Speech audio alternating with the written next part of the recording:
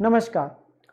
आज मैं इस वीडियो में आप लोगों के साथ बात करने जा रहा हूं बेटा कि जो हमारे पास पेपर के अंदर अकाउंटिंग स्टैंडर्ड का क्वेश्चन आता है, चाहे वो CA inter account, CA inter advance accounts या इवन एट दी आपके पास सीए फाइनल लेवल में इंडीएस का क्वेश्चन जो आपके पास आता है, तो वहां पर क्वेश्चन को अटेम्प्ट कैसे करना होता है। क्योंकि काफ़ी बार स्टूडेंट्स का आता है कि सर हम उसमें लेट्स अगर क्वेश्चन 5 मार्क्स का है तो हम अपने पास ज़्यादा नंबर नहीं ला सकते। पर हम इस वीडियो के अंदर अपने पास कुछ चीज़ों को लेकर बात करेंगे कि अगर हम उन चीज़ों को ध्यान में रखते हैं तो हम अपने पास बेटा पूरे 5 मार्क्स लेके आ सकते हैं अकाउंटिंग स्टैंडर्ड के क्वेश्चन में भी। तो सबसे पहले जब मैं आता हूं अकाउंटिंग स्टैंडर्ड के क्वेश्चन पे, तो मैं इसे जनरली डिवाइड करता हूं बेटा 2 पार्ट्स में। या तो क्वेश्चन हमारा थ्योरी रिलेटेड है जिसे हम केस स्टडी बेस भी कहते हैं, या वो आपके पास प्रैक्टिकल ओरिएंटेड है जहां पे आपके पास जो है कंप्यूटेशंस वगैरह करनी होती है। ज्यादातर दिक्कत हमें थ्योरी रिलेटेड क्वेश्चंस में आती है, जो कि मैंने कुछ स्टैंडर्ड्स के आपके पास यहाँ पे नाम भी लिखे जहां पर आपके पास जो है theory related case study based question बनते हैं। And this is common for both आपके पास inter accounts and inter advance accounts. आपके पास दोनों के स्टैंडर्ड्स मिक्स करके मैंने ये आपके पास बनाई हुई है जी वीडियो। सो जैसे AS1 है, 4, 5, 9, 29, दीज आर प्राइमरीली ये आपके पास थ्योरी रिलेटेड आपके पास स्टैंडर्ड्स है। या AS नंबर 2, 16, 19, 20 मैक्सिमम यहाँ पे आपके पास प्रैक्टिकल ओरिएंटेड क्वेश्चंस आते हैं। तो नाउ हमें अब अपने पास जो है ये सीखना है कि दोनों प्रकार के क्वेश्चंस में हम कैसे अपने पास पूरे 5 नंबर लेके आ सकते हैं एग्जाम में। तो सबसे पहले हम लोगों को यह देखना होता है कि क्वेश्चन की रिक्वायरमेंट क्या है। कई बार क्वेश्चंस के अंदर यह चीज लिखी होती है as per the relevant AS, या कई बार लिखा होता है let's say as per the AS4 या किसी AS का नाम ही लिख दिया।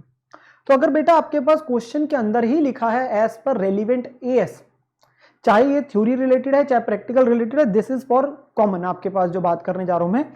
सो अगर क्वेश्चन ने एज पर रेलिवेंट AS लिखा है तो वहां पर आपके पास AS का नंबर, आपके पास नाम लिखने के भी आपके पास अलग से मार्क्स होते हैं। तो हम वो चीज का ध्यान रखेंगे कि हम वो चीज लिख के आएंगे। तो हमने अपने पास AS का नंबर जरूर लिखना है एंड AS का नेम भी जरूर लिखना है। अगर क्वेश्चन ने लिख दिया let's say as per AS4, तो आप जरूर अपने पास जब शुरू करते हैं तो एज पर AS4 उसका नाम जरूर लिखें, because that obviously gives effect. आपके पास इंपैक्ट वो डालता है एग्जाम में जब आप AS नंबर AS नेम से शुरू करते हैं। तो दैट इज दी सबसे प्राइमरी थिंग आपके पास आती है। देन आप अपने पास पैरा नंबर भी अपने पास लिखे अगर आपको याद है। Obviously we do not suggest कि आप अपने पास गलत लिखे। जैसे आपके पास डिफरेंट लॉज के अंदर जब एक्ट पढ़ते हो तो वहां पे जो सेक्शन नंबर होते हैं, ऐसे ही AS के अंदर आपके पास होता है पैरा नंबर। हम अपने पास क्लासेस में ही मैं पैरा नंबर आप लोगों को याद कराता हूं, उसके लिए मैंने सेपरेट वीडियोस भी बनाई हुई है।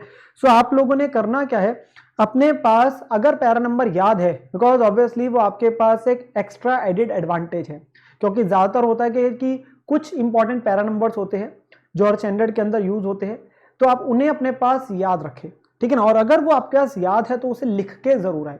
एंड चाहे हम बोलते हैं बेटा कि पेपर में आपके पास एक ही पेन यूज करना है, हम अपना हाईलाइट कैसे करें, बट बेटा आप उसको अंडरलाइन कर देंगे, अपने पास डबल लाइन कर देंगे तो उससे ही वो चीज हाईलाइट हो जाती है। तो AS का नंबर, AS का नेम, पैरा नंबर, ये चीजें जरूर लिखे, इररिस्पेक्टिव क्वेश्चन आपके पास जो है वो थ्योरी रिलेटेड है या प्रैक्टिकल रिलेटेड है। नाउ कम्स आपके पास talking about the theory related, that is case study based question. तो यहां पर सबसे इंपॉर्टेंट चीज है आपके पास बेटा presentation. That is the most important thing कि आप प्रेजेंट कैसे कर रहे हैं अपने आंसर को। कभी भी आपके पास जो है ऐसा नहीं कि फाइनल आंसर के मार्क्स है, ये हमने ऐसा नहीं करना कि हमने शुरू ही सीधा फाइनल आंसर से लिख देना है। आई जनरली सजेस्ट कि आप अपने पास आंसर को डिवाइड करें अपने पास 3 मेन पैराज में, 3 पार्ट्स में, हिस्सों में मैं अपने पास बात करने जा रहा हूं कि उससे अपने आंसर को आप डिवाइड करें। बिकॉज अगर आप ऐसे दिखाएंगे तो इट ऑलवेज आपके पास अप्लाई करते हैं कि बहुत अच्छी एक प्रेजेंटेशन है। एंड ये चीज आपके पास जो है आपका लॉ का एग्जामिनेशन, ऑडिट का एग्जामिनेशन है, वहां पे भी बहुत कामयाब रहती है ये वाली अप्रोच, कि आप वहां पे इस अप्रोच को फॉलो करें। जो आपका पास पैरा नंबर बेटा 1 होता है, बेसिकली जो आपका स्टार्टिंग आप जो कर रहे हैं, वहां पे आप हमेशा लिखे रेलिवेंट प्रोविजन। रेलिवेंट प्रोविजन का मतलब क्या है कि ये क्वेश्चन किस चीज पर बेस्ड है। लेट से कि आपके पास क्वेश्चन जो आ रहा है AS नंबर 9 का आ रहा है, रेवेन्यू रिकॉग्निशन का आ रहा है, वहां पे आपके पास सेल ऑफ गुड्स के बारे में उसने बात करी। तो अगर आपके पास पैरा याद है, लेट से एज पर पैरा 11 आपका सेल ऑफ गुड्स के अंदर ये कंडीशंस फुलफिल होनी चाहिए रिकॉग्निशन की, तो आप सबसे पहले वो चीज को मेंशन करें, ठीक है ना, कि एज पर पैरा 11 जो आपका रेवेन्यू रिकॉग्निशन है ये वाली कंडीशन सेल ऑफ गुड्स की जो फुलफिल करनी होती है। तो सबसे स्टार्टिंग में आप क्या लिखेंगे, अपने पास रेलिवेंट प्रोविजन को अपने पास मेंशन करेंगे। मैं अभी एक एग्जांपल भी आप लोगों को दिखा दूंगा इसके बाद।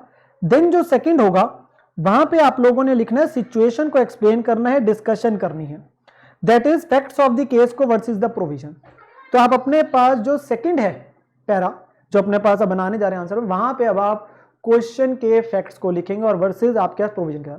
क्योंकि क्वेश्चन एक केस स्टडी देगा कि लेट से एक पार्टी ने दूसरी को सेल किया, आप बताइए कि क्या वो सेल रिकॉर्ड कर सकता है, नहीं कर सकता है, कुछ पैसे आ चुके हैं सारे नहीं आए, तो क्या सारे अमाउंट से डेटर दिखा सकता है, नहीं दिखा सकता। अलग अलग स्टैंडर्ड्स के अंदर अलग अलग टाइप के आपके पास केस आते हैं जिसपे एक्चुअली क्वेश्चन बेस्ड है।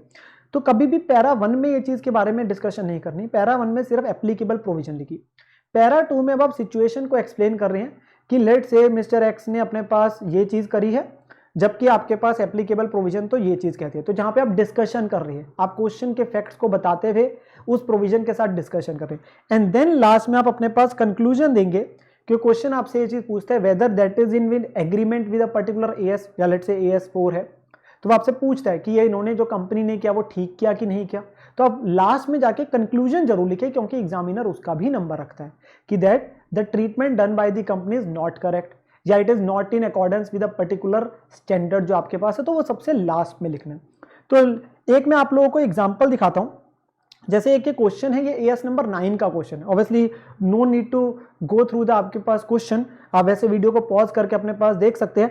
तो यहां पर आपके पास लिखने का तरीका क्या है, जैसे जो आपके पास आंसर लिखा है बेटा, वहां पे डिवाइड कैसे किया। सबसे स्टार्टिंग में आपका पैरा 1 हो गया, जहां पे आप अपने पास कंडीशंस आपने बता दी, this is the applicable provision, this is your basically para number 1। Then second para में आपने इन द प्रेजेंट केस करते हुए क्वेश्चन के फैक्ट्स को अपने पास डिस्कस किया कि जहां पे क्वेश्चन इस चीज पे बेस्ड था कि पार्टी को हम सेल कर रहे हैं बट वो 90% ही पे कर रहा है, 10% एक साल के बाद पे कर रहा है ऑन दी सेटिस्फैक्टरी परफॉर्मेंस को लेके, उसके ऊपर एक केस है। तो हम सेकंड वाले पैरा में ये बता रहे हैं कि हाँ कंपनी ऐसा कर रही है, सो जबकि रिस्क रिवॉर्ड सारे पहले ही ट्रांसफर हो चुके, तो वहां पे हमने अपने पास डिस्कशन करी, जैसे मैंने कहा फैक्ट्स ऑफ द केस को आपका डिस्कस करा जा रहा है। एंड देन आपके पास जो है this was your second one, and then आपके पास थर्ड आया योर बेटा कंक्लूजन। तो अब यहां पे आप कंक्लूड कर रहे हैं, जहां पे आप फाइनली बता रहे हैं कि जो प्रैक्टिस है जो कंपनी ने करी, revenue bye the company is not in consonance with AS9। Consonance का मतलब not in accordance with AS9। यहां पे आप कितने इंग्लिश के भारी वर्ड्स यूज कर रहे हैं that does not matter at all. आपके पास इट इज इंपॉर्टेंट कि आप अपना सिंपल तरीके से लिखे, बट ऑब्वियसली रेलिवेंट चीज को लिखे। हमने कोई ऐसा नहीं है कि बहुत ज्यादा लिख के आना है, पर यह भी नहीं है कि हम बहुत कम ही सीधा कंक्लूजन लिख के आगे। वी ऑलवेज हैव टू अपने पास जो अप्रोप्रिएट तरीके से आंसर लिखना है, जिसमें आपके पास आंसर को प्रॉपरली दिखाया जाता है। देन अब हमारे पास बात आ रही है कि जो प्रैक्टिकल या कंप्यूटेशन बेस्ड क्वेश्चन होते हैं, तो वहां पर भी कई बार स्टूडेंट्स क्या होता है जल्दबाजी में आंसर करके आ जाते हैं और फिर वहां पे भी उनके नंबर कट जाते हैं और वो सोचते हैं हमने कहाँ गलती करी। तो बेटा वहां पे भी प्रेजेंटेशन इंपॉर्टेंट है।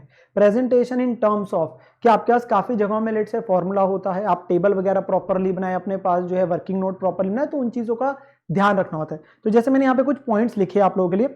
सबसे पहले आपका कोई टेबल है तो उसकी हेडिंग जरूर लिखे और अपने पास कॉलम की हेडिंग भी जरूर दिखाए। जैसे मैं अपने पास बात करूंगा आपके एग्जांपल की कि आपका लेट से AS20 का क्वेश्चन है बेटा, तो वहां पे आपने अपने पास EPS निकालना है, तो आपको उसके लिए weighted average number of shares है, तो हम अपने पास हेडिंग लिख रहे हैं टेबल की, कॉलम्स बता रहे हैं, अपने पास सीरियल नंबर है, आपके पास प्रोडक्ट है, जो भी चीजें सारी आ रही है वो जरूर बताए कॉलम की। देन आपके पास फॉर्मूला जहां पे है आपके पास जरूर बताए।